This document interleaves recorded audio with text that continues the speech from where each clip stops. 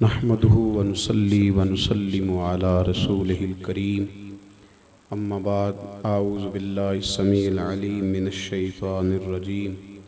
बिस्मिल्लाहिर रहमानिर रहीम। कुल इन्ना सलाती व नुसुकी व महयाया व ममाती लिल्लाहि रब्बिल आलमीन। सदक़ल्लाहुल अज़ीम व सदक़ रसूलुहुन नबियुल करीम। इन्नल्लाह व मलाइकतहु युसल्लूना अलन नबी या अय्युहल्लज़ीना आमनू सल्लू अलैहि व सल्लिमू तस्लीमा। अल्लाहुम्मा सल्लि अला सय्यिदिना व मौलाना मुहम्मदिन मअदनिल जूद वल करम व आलिहि व बारिक व सल्लिम। अस्सलातु वस्सलामु अलैका या रसूलल्लाह व अला आलिका व अस्हाबिका या हबीबल। सारे हज़रात दुरूद शरीफ पढ़िए, सारे पढ़िए, मिल के पढ़िए। अस्सलातु वस्सलामु अलैका या सय्यदी या रहमतल लिल आलमीन व अला आलिका व अस्हाबिका या खातमिन नबिय्यीन। तमाम तारीफ़ें हम्द व सना अल्लाह ताला जल्ल मजदुहुल करीम के लिए। नबी रहमत नूर मुजस्सम शफ़ी मुअज़्ज़म आक़ाए कुल ख़त्म रसूल दानाए सुबुल अहमद मुज्तबा जनाब हज़रत मुहम्मद मुस्तफ़ा सल्लल्लाहु ताला अलैहि वसल्लम की बारगाह आली मर्तबत में हदिया दुरूद व सलाम अर्ज़ करने के बाद इस्लाह मुआशरा के नाम से सजी इस बज़्म नूर में मैं और आप हाज़िर हैं। हमारे मोहतरम अब्दुल हफीज़ रज़वी साहब ने, इनके दोस्तों ने और आप सब उलमा और मशाइख की सरपरस्ती में इस खूबसूरत और भरपूर बज़्म का इनेकाद किया है। सारे मिल के ये दुआ फरमाएँ कि अल्लाह ताला हम सब को दीन के साथ इखलास की तौफ़ीक़ अता फरमाए। रियाकारी से, तसन्नो से, बनावट से, ज़ाती मुफादात से, ज़ाती शोहरत से अल्लाह हमें महफूज फरमाए। माशरे की इस्लाह के लिहाज से बेशुमार ऐसी बातें हैं जो अल्हम्दुलिल्लाह उलमा मशाइख हर जुमे में, हर मौका पर, हमारे वालिदैन, हमारे बुज़ुर्ग रोज़मर्रा गुफ्तगू में हमारे साथ करते रहते हैं। चूँकि मेरे ज़िम्मे लगाया गया है कि आज मैंने बात करनी है, तो मैं भी कुछ बातें जो मैं किसी जगह ज़रूरत महसूस करता हूँ इस्लाह के लिहाज से, मैं भी अर्ज़ करने की कोशिश करता हूँ। जब इंसान गुफ्तगू कर रहा होता है ना, हज़रत उमर फ़ारूक रदी अल्लाह ताला अन्हु की खिदमत में एक शख्स ने अर्ज़ किया था कि हुज़ूर मैं तकरीर करना चाहता हूँ, मुझे इजाज़त दे दें। ये मुस्नद इमाम अहमद में मौजूद है। तो हज़रत उमर ने उसे रोक दिया था। उसने कहा हुज़ूर आपने मुझे क्यों रोका है? तो आप फरमाने लगे रोका इसलिए है कि जब तू तकरीर करेगा ना तो तू अपने आप को दूसरों से अफजल समझेगा, तो फिर तेरे अपने लिए बहुत बड़ा मसला बन जाएगा। जब हम गुफ्तगू कर रहे होते हैं और जब हमें स्टेज दिया जाता है और जब हमें आगे बिठाया जाता है तो अपने आप को संभालना भी तो बहुत बड़ा मसला है ना, अपनी हिफाजत भी। तो जब हम इस्लाह का लफ्ज़ इस्तेमाल करते हैं ना, मैं दूसरों की इस्लाह करने जा रहा हूँ, तो फिर बहुत सारी ऐसी चीज़ें होती हैं जो अपने नफ्स में चुटकियाँ भर रही होती हैं, तो उनका भी ख्याल करना बड़ा ही ज़रूरी होता है।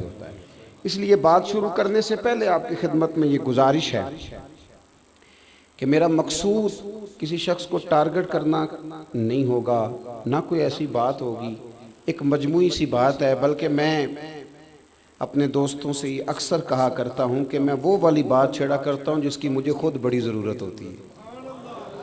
मैं समझता हूँ कि अपने आप से जो बात शुरू होगी ना, इकबाल ने कहा था ढूंढता फिरता हूँ इकबाल अपने आप को, मैं तो ढूंढता फिरता हूँ इकबाल अपने आप को, आप ही गोया मुसाफिर आप ही मंजिल हूँ मैं। तो आप थोड़ी देर मेरी बात पे तवज्जो करना। इस्लाह और समझना और सुलझना, इस वक्त जिन चीज़ों की ज़्यादा ज़रूरत मैं महसूस कर रहा हूँ वो मैं आपकी खिदमत में अर्ज़ करूँगा। सबसे पहली बात, अगर आप चाहते हैं कि मेरी और आपकी इस्लाह हो तो जो सबसे ज़रूरी बात है वो ये है कि हमें अपनी सोचों को सही करना पड़ेगा। पाकिस्तान में ना 5 लाख मरीज़ रजिस्टर्ड है डिप्रेशन और टेंशन का, जो सरकारी आदाद शुमार के मुताबिक रजिस्टर्ड है। एक छोटी सी गुजारिश और कर लूँ आपसे, रहने दूँ? कोई हाँ ना तो करे ना यार। मैं ना ज़्यादा मोबाइलों पे वीडियो बनाने के भी हक़ में नहीं, मेरा ये मुझे ये शक पड़ने लग गया है कि कहीं हमारे सारे बच्चे ही साफ़ी ना बन जाएं। हमने और भी तो काम कराने हैं ना, और भी गम है ज़माने में मोहब्बत के सिवा। तो मेहरबानी करें सारे साफ़ी ना बने, और भी काफ़ी शोबे हैं। ये वीडियो वाले से दोस्ती तो होगी आपकी, तो ये दे देंगे आपको इंशाअल्लाह ताला। आप इनको पहचान लें, और जो ज़्यादा ज़रूरी समझे उसको मैं मना भी नहीं करता, लेकिन मुझे यूँ लगने लगा है कि तस्वीर हमने फ़र्ज़ किफ़ाया ही समझ ली है। ये ज़रूरत के लिए जायज़ है, इसको नफ्सियात पे सवार ना करें, अच्छा नहीं लगता ज़रा। ये ज़रूरत है, बस एक ज़रूरत है, उमूम बलवा है, वरना मुत्तकी बुज़ुर्गों का तो फतवा यही है कि नहीं होनी चाहिए। अल्लाह ताला हमें समझने की तौफीक अता फरमाए।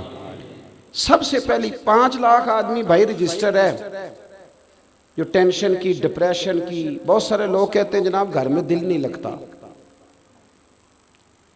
मेरी तबीयत में जल्दबाजी है, बेकरारी है, बेसुकूनी है। 5 लाख आदमी तो दवाई खाता है बाकायदा, और जो इसके अलावा नींद की गोलियां खा के सोते हैं उनका कोई एदादो शुमार नहीं। और रात को बिस्तर पे लेटने के बाद जिनको फजर की अजान हो जाती है और नींद नहीं आती, वो बेशुमार हैं। इन मरीजों को सबसे पहले नफ्सियात का डॉक्टर ये मशवरा देता है कि तू अपनी सोच सही कर, अच्छा सोचा कर। जिस मुआशरे की सोचें अच्छी होती हैं वो मुआशरा सेहतमंद होता है, और जिस मुआशरे की सोचें अच्छी नहीं होती वो मुआशरा सेहतमंद। कुरान मजीद ने हमें हुक्म दिया, कहा या अय्युहल्लज़ीना आमनू इज्तनिबू कसीरम मिनज़्ज़न्नि इन्न बअदज़्ज़न्नि इस्म। कुरान पाक फरमाता है, ए ईमान वालो, बहुत सारे गुमानों से बचो, बाज गुमान भी गुनाह हैं, बाज तुम्हारी सोचें भी गुनाह हैं, अच्छा सोचो। और सही मुस्लिम के लफ्ज़ हैं, नबी पाक अलैहिस्सलाम ने फरमाया बदगुमानी सबसे बड़ा झूठ है, सबसे बड़ा। यार जरूरी है कि जो दो बंदे वहां चौक में खड़े हैं वो मेरे खिलाफ ही बात कर रहे हैं, और वो जो 2 मेरे जानने वाले खड़े हैं वो मेरे खिलाफ ही। ओ भाई, मैं इतना अहम नहीं, उन बेचारों को कोई और काम भी हो सकता है। छोड़ दें आप छोड़ें कि वो सारे मेरे ही खिलाफ है। यानी आपने क्या अपने आप को समझ लिया, आप क्या हैं? हर बंदा आपके खिलाफ है। और कई मैं ऐसे लोगों को देखता हूँ, मेरी तरह के वाज़ और नसीहत करने वाले लोग, उनके पास जो जुमा पढ़ने लोग आते हैं 95% प्यार करने वाले होते हैं, अपनी तरह के अच्छे लोगों की बात नहीं कर। 5% मुखालफत करने वाले होते हैं। 5% तो वैसे भी होने चाहिए, नजर नहीं लगती। अब सारे ही आपसे प्यार करेंगे तो काम चलेगा ही नहीं। 5% तो मुखालफत वाले वैसे भी मेरी नजर में तो सारे लोग अल्लाह रसूल को मान गए कि कुफर है अभी। तो जब सारे उनको नहीं अभी तक माने तो मुझे आपको कैसे मान जाएंगे? तो ये क्या फिक्र। अब हम क्या करेंगे?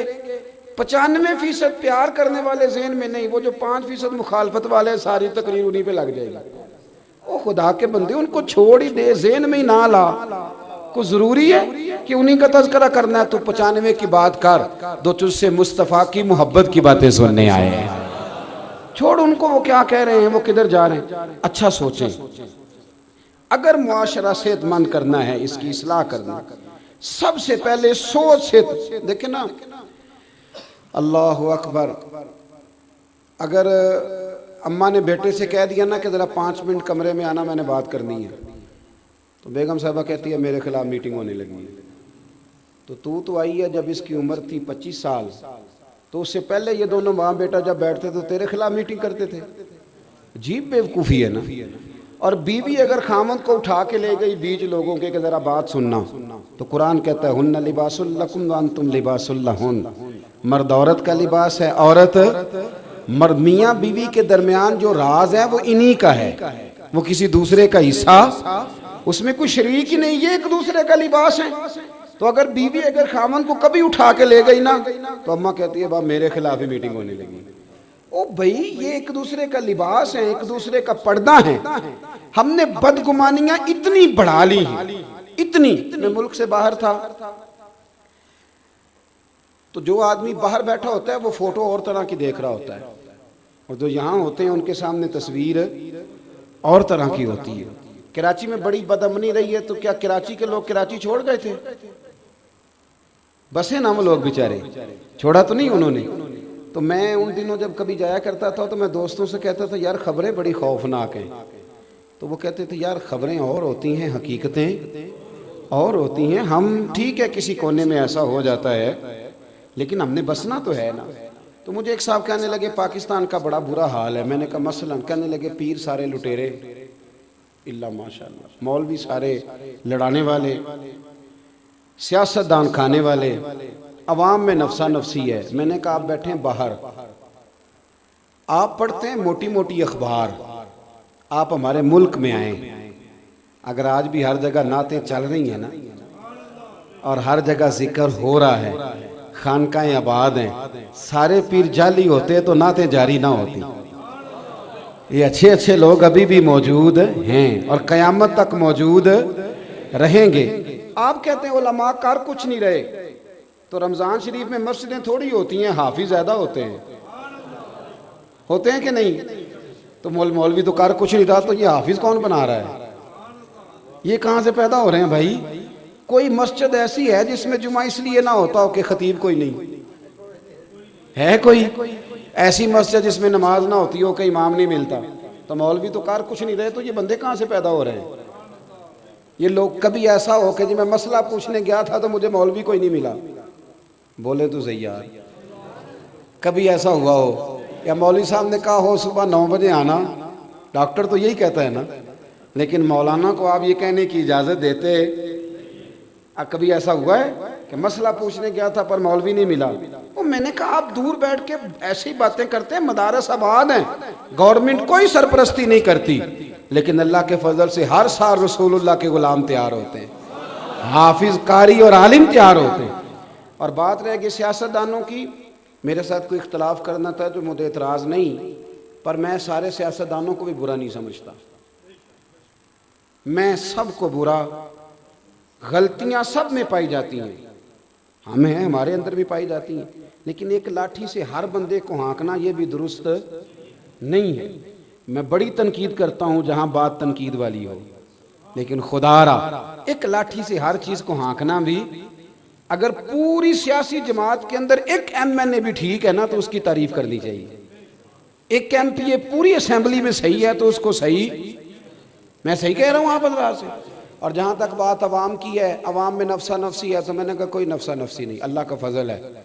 ये ज़लज़ला आया था कुछ साल पहले, तो जिस बूढ़ी अम्मा की शादी को 40 साल बीत गए थे और जहेज़ की रज़ाई उसने निकाल के इस्तेमाल नहीं की थी, उसने भी कहा था ये बिस्तर ज़लज़ले वालों को दे दो। वो बेटी जिसने खुद सिलाई मशीन पे बैठ के सारा जहेज़ बनाया था ना, उसने भी अपने अब्बा से कहा था कि मैं 3 कपड़ों में चली जाऊंगी, लेकिन वो जो जहां सैलाब आ गया ना, मेरा सारा जहेज इनको दे दो।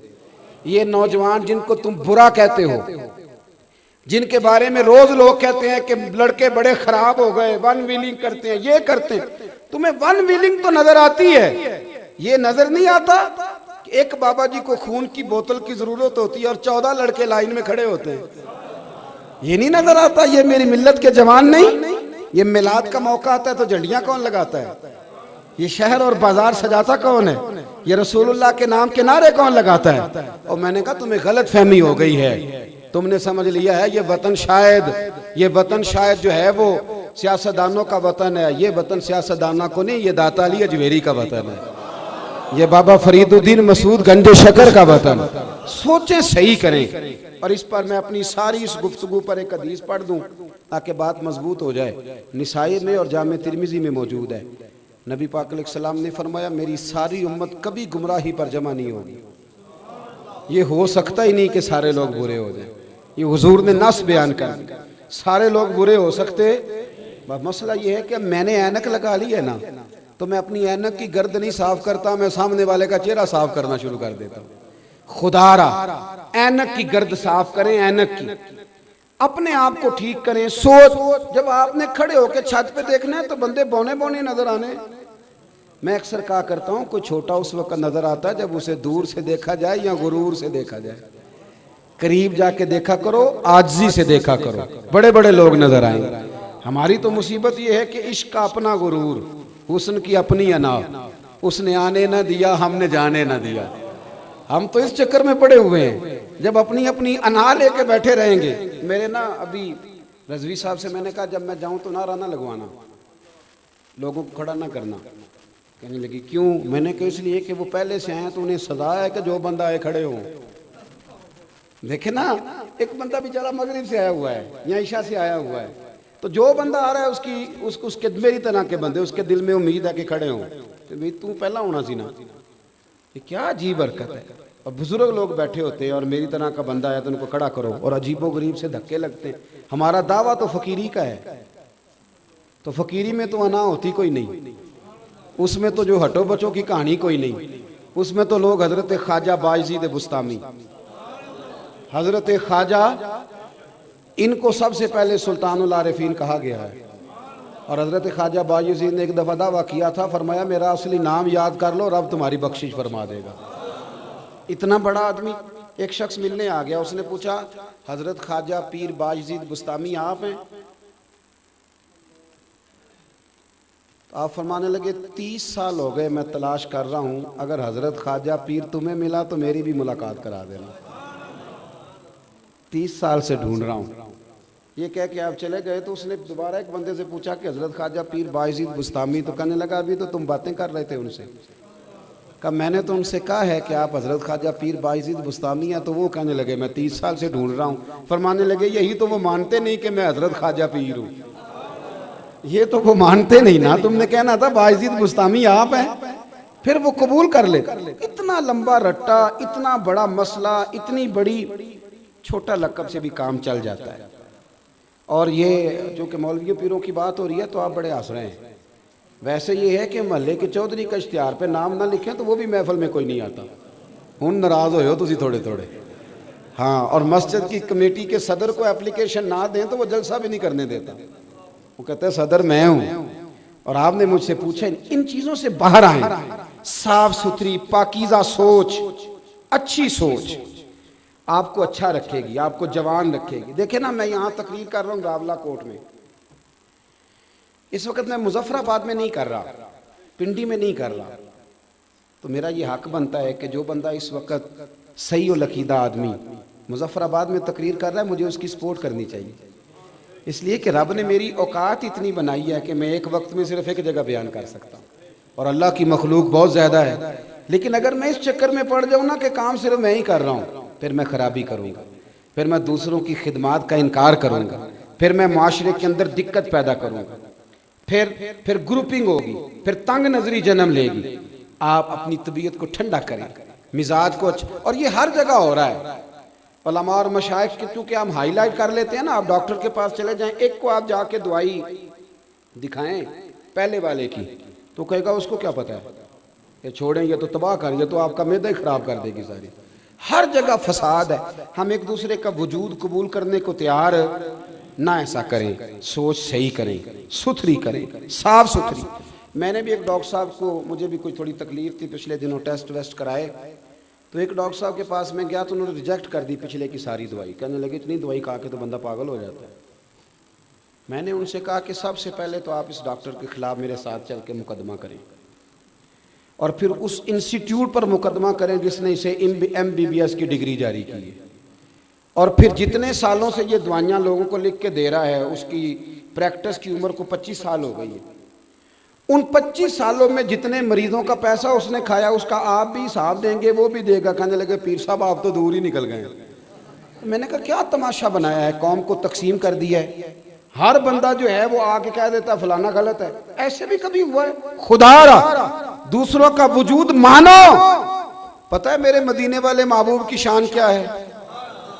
मेरे रसूल पाक का कमाल ये है, कुरान है मेरे नबी की शानों का बयान, लेकिन मेरे रसूल पाक पर नाजिल होने वाली किताब में हजरत मूसा की शानें भी है, हजरत ईसा का मर्तबा भी है, जनाबे मरियम का जिक्र भी है, हजरत सुलेमान की बातें भी हैं, हजरत ईसा के मौजज़ात भी हैं। मेरे रसूल करीम ने फरमाया है कि याद रखो शानों वाला वो होता है जो दूसरों की शानें भी बयान करे।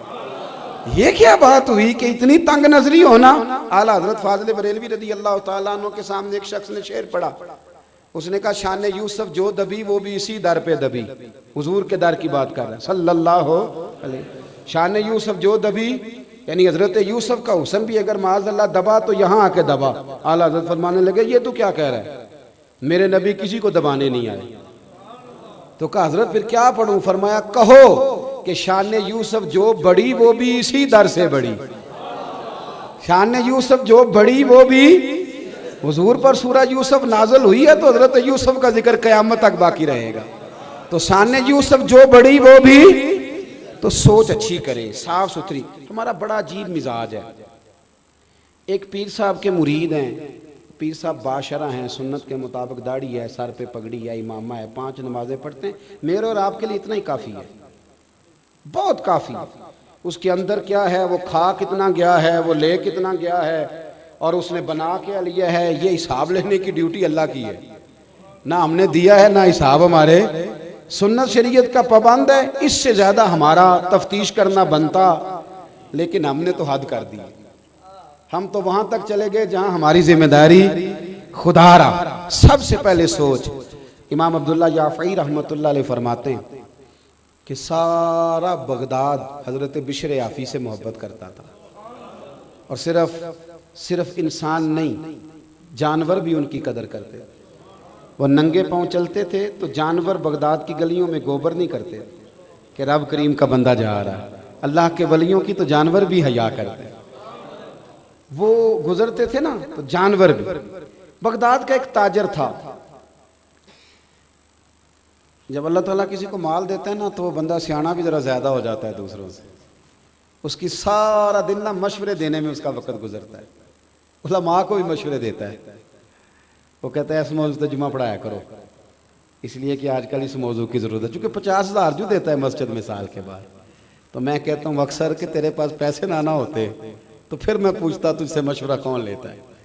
अपनी हैसियत का तयन करो, किस चक्कर में पड़ गए हो। सारा दिन मशवरे देते गुजर जाती। अल्लाह ने अपने फजल से नवाज दिए, बस करो, सबसे तू सियाना। हजरत सालिम बिन अब्दुल्ला रदी अल्लाह तआला अन्हु के पास पैसे आए तो हजरत उस्मान गनी ने उन्हें कहा कि मुबारक हो, अल्लाह ने मालदार कर दिया। तो फरमाने लगे यार छोड़ो, पहले लोग मेरी ज़ात की इज्जत करते थे, अब मेरी जेब की करने लग गए। उतने ही ठीक थे जितने ज़ात की इज्जत करते। मुझे पता तो था कि मेरे कमाल की वजह से। तो ये बंदे के पास पैसे आते हैं ना तो नाराज ना होना आप लोग। मैंने देखा है ये सवेरे सवेरे गरीब औरतें आके बैठती हैं रमज़ान में ज़कात लेने वाली, अंदर से खबर आती है कि सेठ साहब टूथपेस्ट कर रहे हैं, फिर खबर आती है कि अखबार पढ़ रहे हैं। थोड़ी देर के बाद पता चलता है कि ब्रेड ठंडा आ गया था तो अब वो गर्म लेने गया है मुलाजिम। और फिर वो बाहर निकलते हैं तो फिर वो कहते हैं कि तुम लोग सवेरे ही आ जाते हो, सोने भी नहीं देते। वारस शाह मान करी ना वारसा दा, रब बेवारसा करके मार दई। अल्लाह की बेनियाजी से डरें। अगर अल्लाह ने देने वाला बना दिया है तो लोगों को टटोलते फिरते हो। इमाम शाफई से आके एक शख्स ने कहा था जी मुझे तो कोई ज़रूरतमंद हकदार मिलता ही नहीं, मैं दूं किसको। तो इमाम साहब कहने लगे पहले तू बता, जो अल्लाह ने तुझे दिया तो उसका हकदार था, तेरा हक बनता था जो रब ने दे दिया। कहने लगा जी नहीं। तो फरमाने लगे तू फिर क्यों लोगों को चेक करता फिरता है। अगर रब ने फजल से दे दिया है तो तू भी देख, अगर कोई ज़रूरतमंद है तो ज़्यादा टटोला ना कर। बहरहाल बात लंबी ना हो जाए, मजमून पे रहना चाहता हूँ। हजरत बिशर हाफी का सारा शहर कदर करता, प्यार करता। वो बगदाद का एक ताजर कहता जी मुझे नहीं बाबा अच्छा लगता। भाई आपको क्यों नहीं अच्छा लगता? तवज्जो है मेरी बात पर? आप लोग ज़्यादा थके हुए तो नहीं? कुछ दोस्त ना मुझे घूरते हैं थोड़ा थोड़ा, पता नहीं, मैं चूँकि कमज़ोर आदमी हूँ तो मुझे एहसास होता है कि यहाँ तो देर से बैठे हुए या कोई ऐसी बात है जिसकी वजह से मुझसे नाराज़ हैं। आप बिल्कुल फ़िक्र नहीं करें, मैं जल्दी चला जाऊँगा इंशाअल्लाह। और तकरीर भी मैं लंबी नहीं करता, मैं करता ही थोड़ी हूँ। मैं तो जुमे में घंटा नहीं करता, मैं तो मुख्तसर बात करने का कायल हूँ। तो थोड़ी आप परेशान ना हो, और कोई ऐसी बात भी नहीं करूँगा जिससे आप महसूस करें कि कोई मामला ख़राब हो रहा है। अल्लाह ताला आपको बेहतरीन सिला अता फरमाए। वो बगदाद का एक ताजर कहता मुझे नहीं जी बाबा अच्छा लगता। कुछ लोग हैं ना स्टाइल ज़रा हट के, यानी सबसे अलग बात करनी, अलहदा बोली बोलनी, मुझे नहीं। भी तुम्हें क्यों नहीं अच्छे लगते? कहने लगा जी ये जुमे वाले दिन ना जुमे के फ़र्ज पढ़ के चले जाते हैं, बाकी नमाज नहीं पढ़ते मस्जिद में। मस्जिद में कौन सी नमाज पढ़नी ज़रूरी है जी? तो बाकी जिसका जहाँ दिल करे वहाँ आप पाबंदी लगा सकते हैं। मेरे एक मदरसे का तालिब इल्म था तो कुछ लोग मेरे पास आए, कहने लगे पीर साहब बच्चा दे दे नमाज पढ़ाने के लिए। दे दिया, फिर शिकायत आ गई। कहने लगे असर की पहली 4 सुन्नतें नहीं पढ़ता और इशा की पहली 4 सुन्नतें नहीं पढ़ता। मैंने कहा वापस कर दो। कहने लगे जी आप तो नाराज हो गए। मैंने कहा यार जिस चीज की पाबंदी अल्लाह रसूल नहीं लगाते तुम क्यों लगाते हो? रब रसूल अगर वो सुन्नतें जरूरी होती तो फर्ज कर दी जाती, तो जिसकी अल्लाह रसूल पाबंदी नहीं लगा रहे, हमारा अजीब मिजाज है ना, उसकी हम पाबंदी लगाते, कितनी गलत बात। और मैं चाहे चौथी रकत में शामिल हूं, इमाम साहब पर पाबंदी है कि ना वो बच्चा देखें ना बीमार देखें, वो अजान से पहले मस्जिद आए और जब तक आखिरी सेठ बाहर ना निकले वो बाहर ना जाएं। ऐसे तो ना करो यार, कम से कम ख्याल करें थोड़ा सा। हर शख्स की जरूरियात है जिस तरह मेरी और आपकी है। वो कहता जी ये फजर पढ़ के ना फर्ज जुमे वाले दिन चले जाते थे, बाकी नमाज नहीं, मुझे अच्छा नहीं लगता। एक दिन एक बंदे ने समझाया उस ताजर को कि यार तू इस इतनी सी बात पर एक बुजुर्ग पर तनकीद करता है। और हमारा मिजाज है 99 खूबियां होंगी, एक खामी होगी पर हम खामी का जिक्र करेंगे। हालांकि इंसान है, एक खामी तो रहेगी, खामी का जिक्र करेंगे। एक दिन जब बड़ा समझाया तो वो ताजर कहता है मेरे दिल में ख्याल आया पता तो करूं बाबा जाता कहाँ है जुमे के फर्ज पढ़ के। कहते हैं हजरत के साथ मैंने जानबूझ के उनके साथ नमाज पढ़ी। जब वो फारिग हुए तो वो जल्दी से निकले, तो मैं भी थोड़ा चुप चुप के पीछे पीछे हुआ। बगदाद की एक दुकान से उन्होंने नान खरीदे। मैंने फिर बदगुमानी की, मैंने कहा ओहो पीर साहब को भूख ने सताया था, इसलिए सुन्नत भी छोड़ दी, नवाफिल भी छोड़ दी। फिर वो आगे गए तो उन्होंने कबाब, होटल से कबाब लिए, तो मैंने कहा इनकी उम्र देखो और जायके देखो। फिर बदगुमानी की।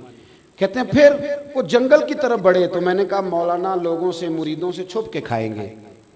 लेकिन कहते हैं थोड़ा सा सफ़र तय हुआ तो एक कच्चा मकान आया, बाहर से कुंडी लगी हुई।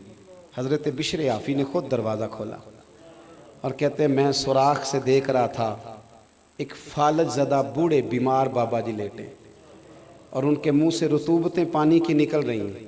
कहते हज़रत बिशर आफ़ी दौड़ के आगे बढ़े, पहले उनको सीधा लिटाया, फिर एक प्याला लिया, मटके से पानी डाला और फिर अपना इमामा खोला और पानी में भिगो के तो बाबा जी का मुंह साफ किया और फिर पहला लुकमा बाबा जी के मुंह में डाल के कहने लगे माफ़ करना ज़रा मुझे जुमे वाले दिन देर हो जाती है, अभी तो मैंने सुन्नतें भी पढ़नी है, अभी तो नवाफल पर अदा करने हैं, जुम्मा था तो ज़रा देर हो गई, वरना रोज़ वक्त पे आता हूँ। वो शख्स कहता है मैं, मेरे वजूद के रोंगटे खड़े हो गए, मैं क्या सोचता था और बन क्या गया। और फरमाते हैं फिर वो बीमार बुजुर्ग वो बोले और कहने लगे बिशर आफ़ी मेरे तो अपने भी मुझे छोड़ गए और 14 साल हो गए हैं तो मेरी 2 वक्त की रोटी लेके आता है, मैं पता नहीं जिंदा लाश कब तक बना रहूंगा, तू कब तक आएगा। खुदा के बंदे तो हैं हजारों और बनू में फिरते हैं मारे मारे, मैं उसका बंदा बनूंगा जिसको खुदा के बंदों से प्यार होगा। कहा 14 साल से आ रहे हो, कब तक आओगे? जनाब बिशर आफ़ी ने अपने हाथों से बाबा जी के आंसू पूछे और फिर फरमाने लगे आज के बाद ये लफ्ज़ ना अदा करना, ये जो सारा शहर मेरी इज्जत करता है और जानवर भी कदर करते हैं तो ये मेरे चिल्ले और वजीफ़ों की वजह से नहीं है, मैं आप जैसे लोगों की खिदमत करता रहता हूँ तो रब ने मखलूक के दिलों में मेरी मोहब्बत पैदा फरमा दी, मोहब्बत पैदा कर दी। वो कहते हैं खाना खिला के हज़रत बिशर आफ़ी बाहर निकले तो मैं कदमों में बैठ गया, मैंने कहा मुरीद कर लें। कहने लगे एक शर्त है, तवज्जो है मेरी बात पर, यहाँ करामत होती भी नहीं तो लोग फेसबुक पे दे देते हैं कंपनी की मशहूरी के लिए, क्या तमाशा है, जो बातें छुपाने की थी वो बता रहे हो, ये क्या बिगाड़ दिया तसव्वुफ का रंग, जेड़े महरम राज हकीकत दे वो ते राज़े हकीकत खोल दे ही नहीं, ये जिन्ना वेख्या नहीं हो करन गल्लां, जिन्ना वेख लिया वो ते बोल दे ही नहीं, वो तो बात ही नहीं करते। वो तो हजरत बिशर आफ़ी फरमाने लगे एक शर्त है अगर तूने मेरा मुरीद होना है। कब वो क्या? फरमाने लगे ये जो तूने देखा है ना मेरी जिंदगी में किसी से बात ना करना, ये मेरी शर्त है। फिर फरमाने लगे यही तो चंद नेकियां जिनके सबब अल्लाह क़यामत पे रहम फरमाएगा, ये भी लोगों के सामने ले आऊं। वो शख्स कहता है जिसे मैं समझा करता था ना कि ये उनका गुनाह है, वो उनकी सबसे बड़ी नेकी निकल आई। बहुत सारी जगहों पे हम समझ कुछ रहे होते हैं और निकलता सोच साफ करें, अच्छी करें, जो जिस मकाम पे है उसे वहां वकार देना सीखे, इज्जत देना सीखे। दूसरी इस्लाह मुआशरा के लिए मेरे जहन में जो बात है वो ये है कि जिंदगी में ना खुददारी पैदा करें, खुददारी। ये जो आज मिजाज बन गया ना दूसरों के माल पर नजर, और किसी का हाथ थाम के रातों रात बड़ा होने की कोशिश, इससे बाहर आ जाए। अल्लाह ने जहां मुझे बेहतर समझा, रब ने वहां मुझे बिठाया, और अल्लाह ने जहां आपको बेहतर समझा, अल्लाह ने आपको वहां। देखे ना, इस महफिल में मेरी कारकर्दगी सिर्फ इतनी है कि मैं तकरीर कर रहा हूं। इस महफिल का सबसे बड़ा कारकुन वो है जिसने सबसे ज्यादा मेहनत की है, उसका एजाज सबसे ज्यादा है। वो इश्तिहार लगाने वालों को अक्सर स्टेज पर बैठने की जगह नहीं मिलती, हालांकि असल काम उन लोगों का होता है जो ये मेहनत करते हैं, जद्दोजहद। तो रब करीम ने जहां जिसको रखा है ना, अल्लाह ने उसे वही पसंद किया है। हम ना नाराज ना होना, हम सब की एक छोटी सी सियासत है, हम ना अपनी सियासत के जोर पर आगे जाना चाहते हैं। जब इंसान चालाकियां करने की कोशिश करता है तो पीछे रह जाता है, और जब अपने आप को अपने रब के हवाले कर देता है तो अल्लाह रसूल उसे कभी जाया नहीं करते। अल्लाह रसूल कभी जाया, हमारी वो जो चक्करबाजी है ना, मेरी मिल्लत का जवान पढ़ा लिखा है, खूबसूरत है, कद काठ वाला है और बड़ा कुछ कर सकता है,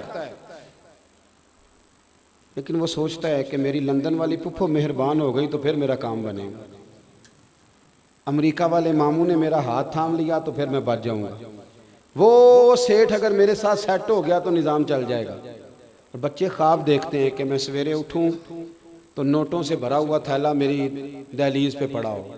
ये काहिल कौमों की सोच है, और इतनी अब हमारी गिरावट है सोच की, और खुददारी से इतने दूर चले गए कि शादियां सियासी होने लग गई।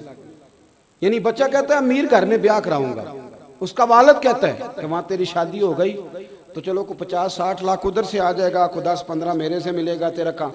जो आदमी अपनी बीवी की गाड़ी चलाकर गुजारा करने का आदी हो और ज़ेन रखता हो, वो क्या आप उसको मुआशरे का कोई बावकार आदमी कहेंगे?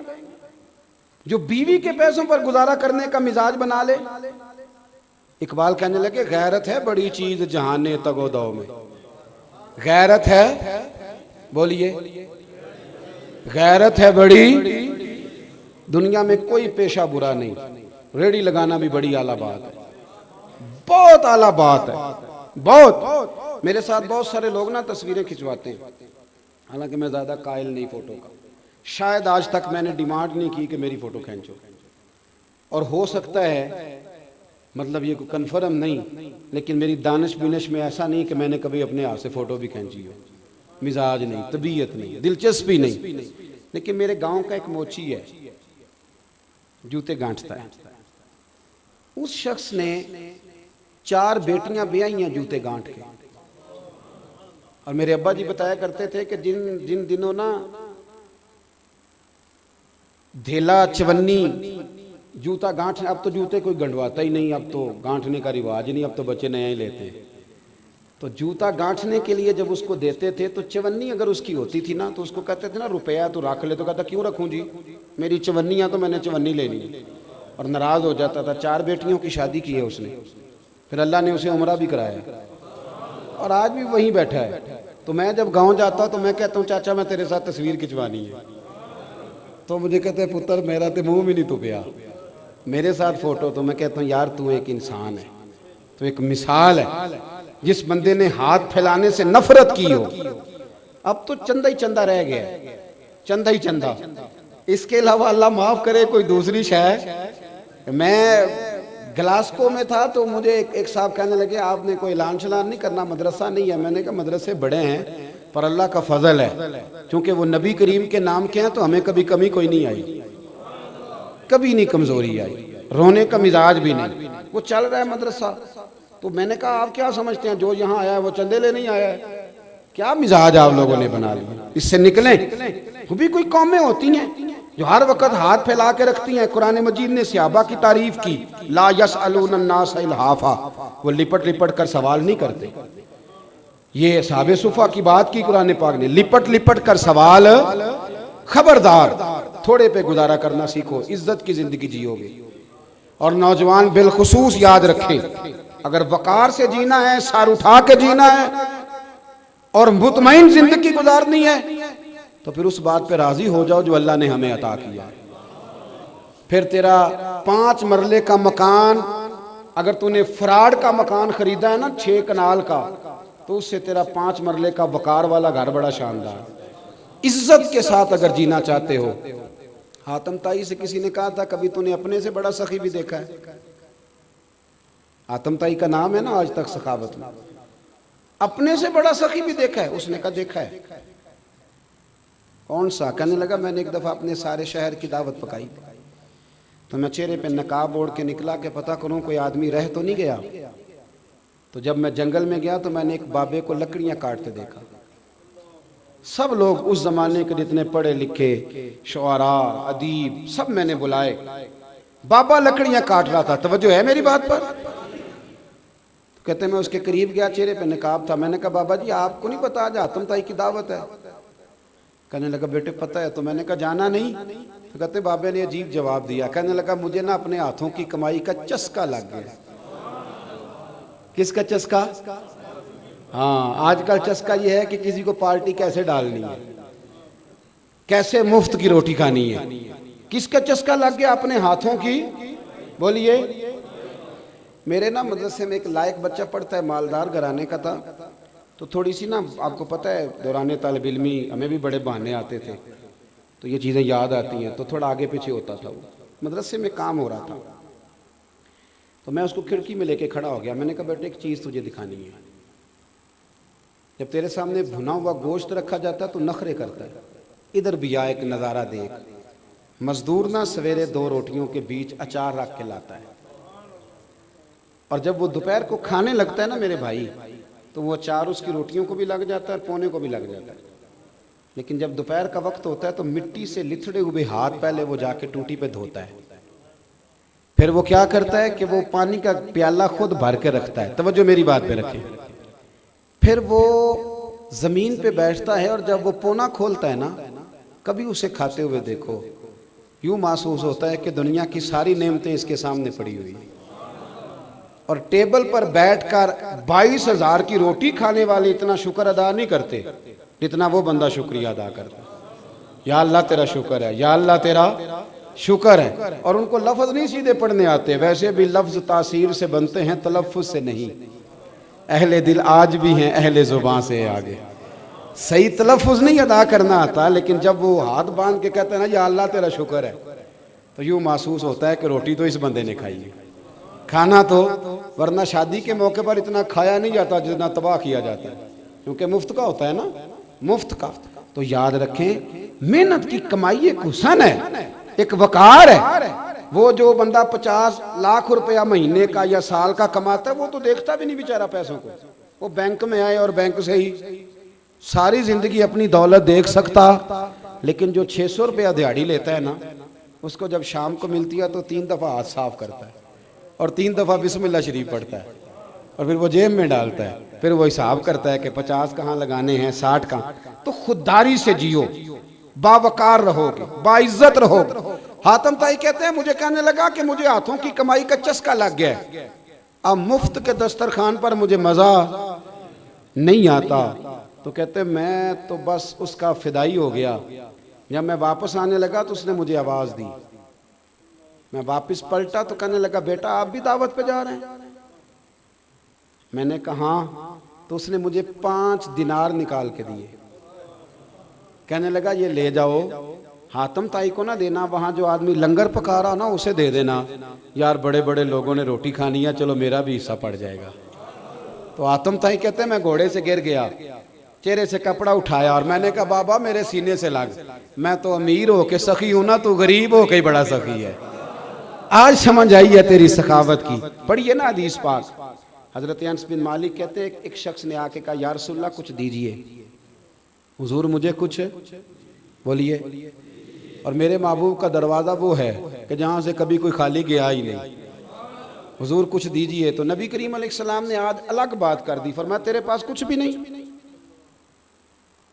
उसने कहा हुजूर मेरे घर में एक प्याला है और एक कंबल है ओढ़ने का। इतना गरीब को बंदा इस वक्त बैठे महफिल में जिसके घर में एक ही प्याला हो। जो चुप है उनके बारे में क्या नजरिया इख्तियार करूं?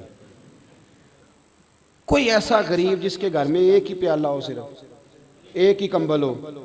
लेकिन यहां बैठे मेरे समेत हर तीसरे बंदे को आप पूछ लें कि हालात क्या हैं तो कहेगा दुआ करो, बड़ी मुश्किल है। इतना गरीब कोई बंदा मौजूद, लेकिन आप किसी को पूछ लें वो कहेगा जी बस दुआ करें। कोई ऐसा पीर मिल जाए जो मुझे अल्लाह दीन का चिराग दे दे ताकि नोट किसी तरीके आ जाए। और वो नात खां जो कहता है कि कौन देता है देने को मुंह चाहिए, देने वाला है सच्चा, वो भी कहता है पहले 25,000 दो। फिर तू स्टेज पे तो कह रहा था हुजूर देते हैं, और यहाँ जब तक तेरे अकाउंट में ना जाए तेरा काम ही नहीं चलता। अजीब तमाशा है ना। एक साहब ने बड़ी दूर से मुझे फ़ोन किया, कहने लगे टाइम दे दें। मैंने कहा जी मैं आ जाऊँगा, फारिग होता हूँ तो आ जाया करता हूँ, तो मसला नहीं है, हम इतने बड़े लोग ही नहीं, आ जाएंगे। कहने लगा जी आप बताएं, मतलब अकाउंट नंबर दे दें। मैंने कहा यार आपने गलत जगह फ़ोन कर लिया, मैंने तो बताया कि वो तो बड़े लोग होते हैं, तो हमें पता है अपनी हैसियत का, तो इंशाल्लाह हाज़िर हो जाएंगे, आपसे बात होगी। कहने लगे नहीं आपको तो कुछ बताना ही पड़ेगा, कुछ बताएं कुछ बताएं। मैंने कहा कुछ भी नहीं, मैं इंशाल्लाह हाज़िर होऊंगा। अल्लाह ने मुझे तौफीक दी है, मैं शाम को बड़ी ज़बरदस्त खाना अपने बच्चों में अच्छा बैठ के खाता हूँ। एक गाड़ी है जिस पे सफ़र करता हूँ, अगरचे मकान मेरा 2 कमरों का है, पर कभी अल्लाह ताला ने मेरे दिल में ये तमन्ना पैदा नहीं की कि कोई बहुत बड़ा हो तो गुजारा सही हो। मैं बड़ी इत्मीनान बख्श ज़िंदगी गुजारता हूँ, तो मैं आ जाऊँगा। कहने लगे नहीं थोड़ी मेहरबानी कुछ दसो। मैं क्या 3 करोड़ रुपया दे चाहे। कितना जी? अल्लाह जानता है, हंसाने के लिए बात नहीं कर रहा, और मस्जिद में ऊंचा हंसे भी ना। कितने दें? कहते जी ये तो आपने क्या कह दिया। मैंने कहा यार अगर मैंने अपने लफ्ज़ ही बेचने हैं तो अब मैं 25-40 हज़ार में बिक जाऊँ? तो मैं तो समझता हूँ कि नबी पाक का फरमान बड़ा कीमती है, तो रेट लगाऊं तो मेरी हैसियत ये हो कि 40,000 रुपया। अगर मैंने बिकना ही है तो कोई रेट तो लूँ ना। और वैसे भी मैं तो समझता हूँ कि मैं बड़ा अनमोल हूँ, इसलिए कि मैं रसूलुल्लाह के दीन का नौकर हूँ। और ये गलती उनकी नहीं जो बेचते हैं, गलती उनकी है जो खरीदते हैं। आप लोगों ने मार्केटें बनाई हैं, आप मार्केटें ना बनाते तो कभी मार्केटों में इस तरह की चीज़ें बिकने, कि हमने जुल्म किया है, हमने ज्यादती की है, हमने ये माहौल बनाया है। बहरहाल बात दूर ना निकल जाए, वापस आता हूँ। नबी करीम सल्लल्लाहु अलैहि वसल्लम ने फरमाया तेरे पास कुछ नहीं, एक कंबल है और एक, हुजूर ने फरमाया लेके आ। ये सरकार का फरमान सियासता से अर्ज कर रहा हूँ। अगरचे इमाम जलालुद्दीन सुयूती ने तफसीर दुर्र मंसूर में तफसील के साथ इस रवायत को कई तुरुक से बयान कहा। एक कंबल, यारो सोचो, एक कंबल जिस बंदे के पास हो, एक प्याला, उससे भी कोई गरीब होगा। हुजूर ने मंगा लिया और बोली लगा दी, कौन खरीदेगा? एक शख्स ने कहा 1 दिनार, एक ने कहा 2। हुजूर ने 2 दिनार में बेच दिया। वो बोला नहीं कि हुजूर 2 ही तो चीज़ें थी, वो भी बेच दी आपने। अल्लाह के रसूल ने फरमाया 1 दिनार का खाना ले जा और 1 दिनार का कुल्हाड़ा खरीद के ला। वो लाए। हज़रत अनस कहते हैं बंदा बड़े नसीबों वाला था। वो जब कुल्हाड़ा खरीद के लाया तो उसमें दस्ता मेरे नबी ने दस्ते मुबारक से लगाया, हुजूर ने दस्ता लगाया और फरमाया ये ले जंगल में जा। मुसलमानों, ये मेरे रसूलुल्लाह की तालीम है। नौजवानों गौर करो, अगर मुआशरे को संवारना है तो इस चीज पर मेहनत करो। फरमाया ये कुल्हाड़ा पकड़, रस्सी पकड़, जंगल में जा, लकड़ियां काट के ला, खा भी और खिला भी, पहन भी और पहना भी, जा। और हुजूर ने फरमाया 15 दिन मुझे नजर ना आना, जा काम कर, जाके मेहनत करना है। इस्लाम का शेवा है। आज पूरी दुनिया में हमारा कशकोल मशहूर है, धोखा मारूफ है। लोग कहते हैं कि इन्होंने ऐसे ऐसे, हमने तरीके गैरों से पैसे निकालने के इख्तियार किए, ऐसे ऐसे तरीके कि कभी सुने तो शर्म से सर झुक जाता है। ये म्यार होता है आला कौमों का कि वो चंदों पे जिंदगी गुजारें, वो मांग करके खाएं, ये म्यार होता है। किसी कोने पे ब्रेक लगती है तो आप देखें मांगने वाले कितने जोरों शोर से आते हैं। खुदारा मेहनत की आदत। वो सियाबी चले गए, 15 दिन के बाद आए। ये लफ्ज इमाम सुयूती ने लिखे। 15 दिनों के बाद आए तो हुजूर ने फरमाया तेरा हाल क्या है? हजरत अनस कहते हैं मुझे भी तजस्सुस था कि पता तो चले। तो वो मुस्कुराए, अर्ज करने लगे या रसूलल्लाह पहले 1 प्याला था, अब सारे घर के बर्तन बन गए। या रसूलल्लाह बरकत आपकी है, पहले 1 कंबल था, अब सारे घर के बिस्तर बन गए। और इमाम सुयूती कहते हैं उन्होंने जेब में हाथ डाला तो 10 दिनार निकाले। अर्ज की हुजूर रख ले, मैं सहाबे सुफा के लंगर में हिस्सा डालने आया हूँ, ये कबूल कर ले मुझसे। मेहरबानी फरमाएं, मेहरबानी, खुददारी से जिए और थोड़े पे गुजारा करें। आपका जो कच्चा मकान है ना, कच्चा, उस पर लेंटर नहीं है, कच्ची छत है, लेकिन उस घर में बैठने वाली माँ आपसे राजी है, बाप आपसे राजी है, तो ये वो वाला घर है जिसमें अल्लाह की रजा मौजूद है। खुदारा उस कुटिया को, घर को ईंटों से बसते हैं, रिज़्क़ हराम जिस घर में आता है वो घर कभी नहीं परवरिश पा सकता, वहाँ फसाद होता है, दंगा होता है। एक साहब मुझे कहने लगे जी मैंने बड़े पीरों को दिखाया है, घर के एक कोने से ना चीखने की आवाज़ आती है, तो आप भी को दम कर दें। तो मैंने कहा मैं तो दम दरूद करता ही नहीं। तो बहरहाल कहने लगे जी बड़ों को दिखाया है। तो मैंने कहा यार नाराज़ ना होना, आप मेरे दोस्त हैं, मैंने वैसे एक जगह पे ये सुना है और पढ़ा है कि अगर किसी कोने में किसी यतीम और बेवा के पैसे लग जाएं तो वहाँ से चीखने की आवाज़ें बंद नहीं होती। इस पे भी थोड़ी गौर कर लो कि कहीं किसी का नाजायज़ पैसा तो नहीं लग गया। मैं थोड़ा सा कभी कभी मुझे उलमा मौका दे देते हैं किसी मीटिंग में बात करने का, तो वहाँ भी मैं कह दिया करता हूँ, कई बार कह देता हूँ। मुझ शेख साहब ने कहा था कि अगर आपके बच्चे तालीम हासिल न करें तो आप क्या कहेंगे? तो मैंने कहा मैं कहूँगा कि मेरे से मदरसे के बच्चों के साथ ज़्यादती हो गई है, इसलिए मेरे बच्चे नहीं पढ़ सके। अगर मैं उनसे प्यार करता तो रब मेरे बच्चों पे भी फजल फरमाता, लेकिन उनके साथ जुल्म होता रहा। अब देखे ना, तकवा बयान करता हूँ मैं कि मैंने कभी मदरसे का खाना नहीं खाया, हालांकि तकवा यह है कि तू वही खाना खा जो मदरसे के बच्चे खाते हैं, तेरे बच्चे भी वही खाएं ताकि तुझे पता चले कि यतीम मिस्कीन बेचारे कैसे गुजारा करते हैं। तू वही खा जो कपड़े मदरसे के तालिब इल्मों ने रमज़ान में पहने होते हैं ना, वो आपका चौकीदार भी नहीं पहनता, वो मुलाजम भी नहीं पहनता। और जब हम तारीफ करने पे आते हैं और उनके नाम पे चंदा जमा करने पे आते हैं तो हम कहते हैं ये नबी पाक के जानशीन है, खुदारा। और आप लोग क्या करते हैं? कभी आपके घर में एमपी आए तो आपने कहा देख जरा लेट है, आधा घंटा बैठो। बोलो, बच्ची बच्चे का रिश्ता देखने वाले हैं तो उनसे कहते हो कि खाना लेट है, आधा घंटा बैठो।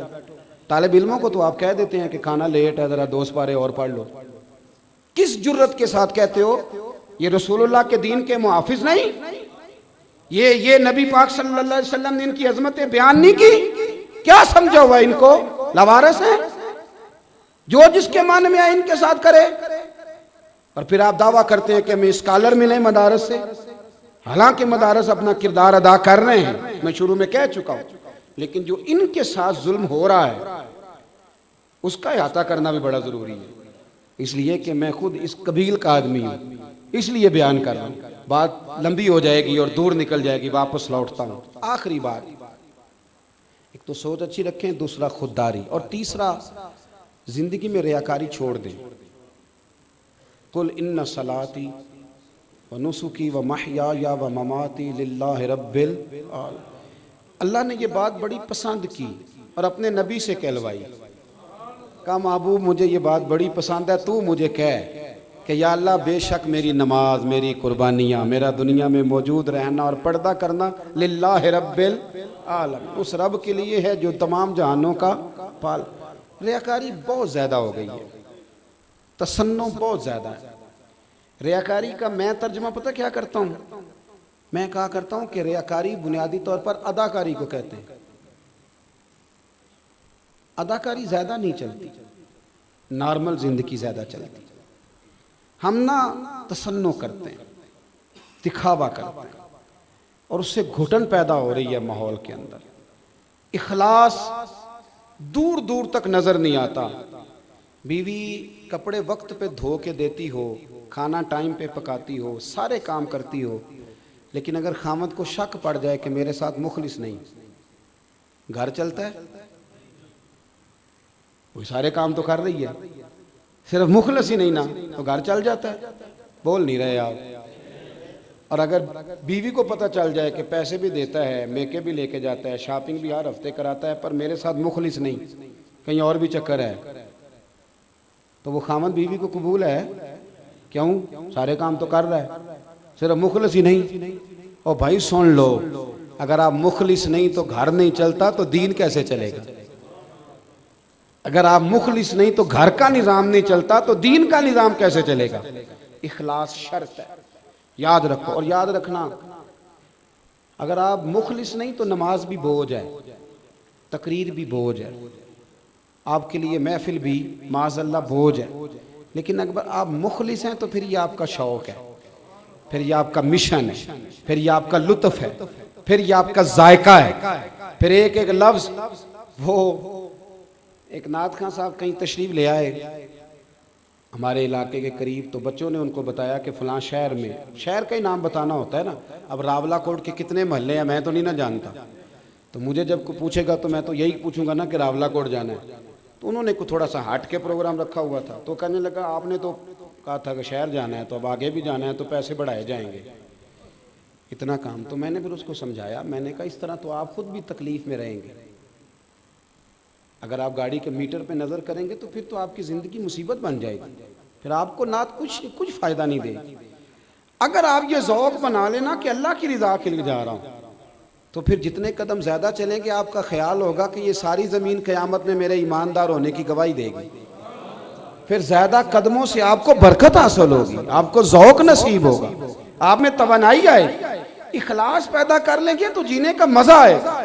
हमारे यहाँ जो आदमी 5,000 रुपया रमज़ान के महीने में दे रहा है ना मस्जिद में, वो भी नोट खोल के लाता है, और अल्लामा साहब अगर 3 दफ़ा उसका नाम ना ले तो नाराज़ हो जाता है। मस्जिद की टाइलों तक पे लोग अपना नाम लिखवा लेते हैं कि मैंने लगवाई है तो एक टाइल पे मेरा नाम भी होना चाहिए। फरिश्ते भूल जाते हैं किसने लगवाई है, माज़अल्लाह। क्या आप क्या बात करते हैं, थोड़ा सा इससे पीछे हटें, थोड़ा सा इखलास, हुस्न, दीन को ज़रूरत है मुखलिस लोगों। मेरी तरह के कई लोग दीन का नाम लेके सिर्फ अपना कद ऊंचा करते हैं। इखलास शर्त है, मुखलिस हो जाएं, माँ बाप के साथ भी, बहन भाई के साथ भी। इमाम गजाली से किसी ने कहा था मेरा लोगों के साथ ताल्लुक़ कमज़ोर होता जाता है, तो आप फरमाने लगे तूने बंदों के साथ डायरेक्ट रब्ता रखा हुआ है ना, मेरी तरफ देखें जी, बड़ी मेहरबानी, तूने बंदों के साथ रब्ता रखा हुआ है ना। फरमाया जब भी किसी बंदे के साथ ताल्लुक़ बनाना तो बीच में रब की रज़ा शामिल कर ले, डायरेक्ट रब्ता ना रख, बीच में अल्लाह को ले आ, फिर तेरी तवज्जो उधर नहीं होगी, फिर तेरी तवज्जो रब करीम की तरफ होगी। मुखलिस हो जाएं, मुखलिस। बात समेटता हूँ, साहिब फुतूह शाम ने लिखा है, हज़रत साद बिन अबी वक़ास रज़ी अल्लाह ताला अन्हु फरमाते हैं कि जब मैं कादसिया के इलाकों में जंग लड़ रहा था तो एक ऐसी रियासत के सामने भी हम आए जिसके बारे में हमें बताया गया कि यहाँ का बादशाह बड़े कीमती हीरों वाला ताज पहनता है। आपको पता है ना हमारे हुक्मरानों की घड़ियाँ कितनी मशहूर हैं, बाजारों कितनी मशहूर हैं, किस किस चीज़ का जिक्र किया जाए, तो वो बड़े कीमती हीरों वाला ताज पहनता था। हज़रत साद बिन अबी वक़ास रज़ी अल्लाह ताला अन्हु ने, शाम हो गई लड़ाई करते तो फौजियों की ड्यूटी लगाई कि उसके ताज का ख्याल रखना, माले गनीमत में मुसलमानों को फ़ायदा देगा। लेकिन वो रेतला इलाका था, रात को लड़ाई हुई, वो ताज कहीं रेत में गुम हो गया, मिला नहीं। कुछ देर से सहाबा ने टटोला, न मिला, तो आपने फरमाया छोड़ो यार, इतना भी कीमती नहीं, अल्लाह ने फतह दे दी, ये सबसे बड़ी बात है, चलो अपने खेमों में आराम करते हैं। हज़रत साद बिन अबी वक़ास सिपा सालार थे, फरमाते मैं अपने खेमे में आके लेटा तो बाहर से ना एक फ़ौजी ने आवाज़ दी कि अमीर अगर आप जाग रहे हैं तो हाजिर हो जाऊं। मैंने कहा आ जाइए। कहते मैं उठ के बैठा तो एक शख्स आया जिसने अपना चेहरा कपड़े के साथ ढांपा हुआ था, निकाब ओढ़ा हुआ था और चादर उसने ओढ़ रखी थी। कहते वो कमरे में दाखिल हुआ, उसने चादर हटाई और वो हीरों वाला ताज मेरे कदमों में रख दिया। मैंने जब उसने चादर हटाई तो मैंने उसके सारे बाजुओं पर पैबंद लगे हुए देखे। दामान ने तवक्कुल की ये खूबी है कि उस पर पैबंद लगे होते हैं पर धब्बे नहीं होते। दामान ने तवक्कुल की ये खूबी है कि उस पर पैबंद लगे होते हैं पर धब्बे नहीं होते। फरमाते हैं कि वो कपड़े फटे हुए थे, ताज उन्होंने रख दिया। तो मैंने उनसे कहा कि कहने तुम्हें कैसे मिला? कहने लगे मैं अभी आ रहा था, घोड़े के पैर से कुछ चीज़ टकराई है तो मुझे रोशनी पड़ी है तो देखा तो ताज था तो देने आए। कहते मैंने कहा आप तो गरीब आदमी लगते हैं। कहने लगे 12 बच्चों का बाप हूँ। जब जिहाद के लिए निकला था तो एक वक्त का खाना बच्चों के पास था। एक दोस्त को बतौर कर्ज़ हसना कुछ देने का कह आया था, अल्लाह उनकी मदद करेगा। फरमाते हैं ये कह के वो बाहर निकलने लगे तो मुझे बड़ा रश्क आया।